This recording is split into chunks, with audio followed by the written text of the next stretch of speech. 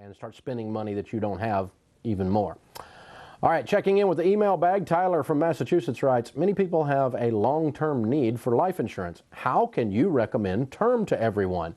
Don't you feel like you're giving them bad advice? Their term life insurance will likely expire when they need it most. Spoken like a great life insurance agent. Tyler, how long have you been selling life insurance? And those weren't questions, those were passive-aggressive statements, weren't they, sir? So let's deal with it, though. I can easily recommend term life insurance as the only thing because the rest of it's garbage. It's a ripoff. You're much better off buying term insurance at about 5 cents on the dollar for the same amount of insurance and investing the rest of your money. You'll end up with much more. Let's kind of follow this through for a second. You'll see what I'm talking about. Let's say I'm talking to a 32-year-old who has a 4-year-old and a 2-year-old. Let's visit him 20 years from now when his 20-year level term that I recommend expires. That would make him 52. He would have a 24-year-old and a 22-year-old. They should, hypothetically, both be out of college, both be grown, gone, out of the picture, no longer a liability. The kids are grown and gone at 52 for that 32-year-old 20 years from today. Let's see. His house would be paid for because you never heard Dave Ramsey ever recommend a mortgage more than 15 years. So in 20 years, he will have been debt-free for 5 years, house and everything. Something to think about.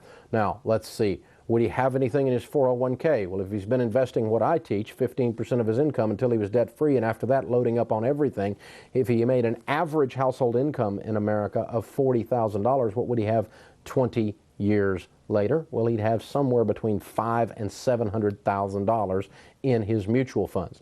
Now, let's see. He's 52 years old. The kids are grown and gone. The house is paid for. There's $700,000 in mutual funds. He dies with no life insurance. See, his wife's got no kids, no mortgage, and $700,000. I think she could struggle through, Tyler. That's how I recommend term insurance, because I recommend doing a financial plan called getting out of debt and investing along with the idea that your term insurance is going to expire. And then if you want to keep some term insurance and you're healthy, you may choose to do it. I have absolutely no financial need for term life insurance. A little bit for some estate planning things that we're doing, but very minor.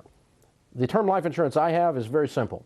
It's so cheap at 47 years old in the great condition that I'm in, and I don't smoke and I don't do all these crazy things like jump out of airplanes, so I can get term insurance for nothing.